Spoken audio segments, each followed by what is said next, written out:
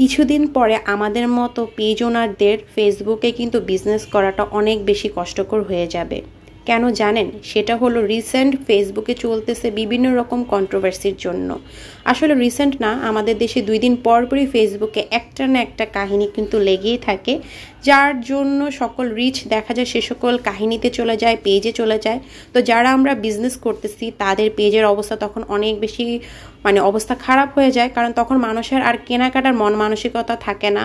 হয়তো আমাদের দেশে কোনো বিপজ্জনক কিছু হচ্ছে বা স্যাড কিছু হচ্ছে, অথবা লেগে যাচ্ছে একজনের সাথে আরেকজনের ঝগড়া, এটা সেটা অনেক কিছু, যার জন্য দেখা যায় যে পেজ ওনারদের পেজের অবস্থা অনেক খারাপ।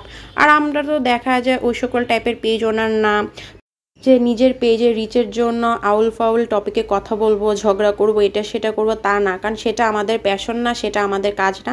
আমরা কষ্ট করে বিজনেস করব, বিজনেস দিয়ে আমাদের ইনকাম আসবে বা সব কিছু। হ্যাঁ, কখনো পেজের রিচ ডাউন হতে পারে, কখনো হাই হতে পারে, বা মাসের শেষে সবার হাতে টাকা থাকে না, বা সবসময় সবার শপিং করার মন মানসিকতা থাকে না। বাট মাঝে মধ্যে দেখা যায় পেজের রিচ এতটা ডাউন হয়ে যায়, তখন বুঝতে পারি বা নিজেরাও দেখি যে আসলে তখন মানুষের ফেসবুকে হওয়া বিভিন্ন কাহিনীর দিকেই মন মানসিকতা থাকে। কারণ রিসেন্ট যেটা হচ্ছে, আমরা নিত্যদিনে দেখতেছি যে ফেসবুকে ঢুকাই যাচ্ছে না, কার সাথে কার ঝগড়া, কার সাথে কার কি হয়েছে। এ সকল জিনিস দেখা যায় কি 1-2বার দেখলে ইটস ওকে, বাট সারাদিন যদি এ সকল টপিকে আসলে পোস্ট দেখি, তখন দেখা যায় বিরক্তি এসে পড়ে। তখন ফেসবুকে এইভাবেই ঢুকতে ইচ্ছা করে না।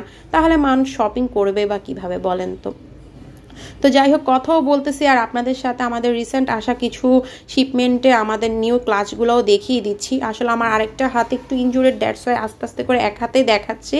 তো কারো যদি আমাদের এই ব্যাগগুলো পছন্দ হয়, তাহলে আমাদের পেজে এখন ইনবক্স করে নিয়ে নেবেন, কারণ স্টক একদম লিমিটেড, যার জন্য একবার যদি শেষ হয়ে যায় ইজিলি দেখা যায় আবার রিস্টক করা পসিবল না।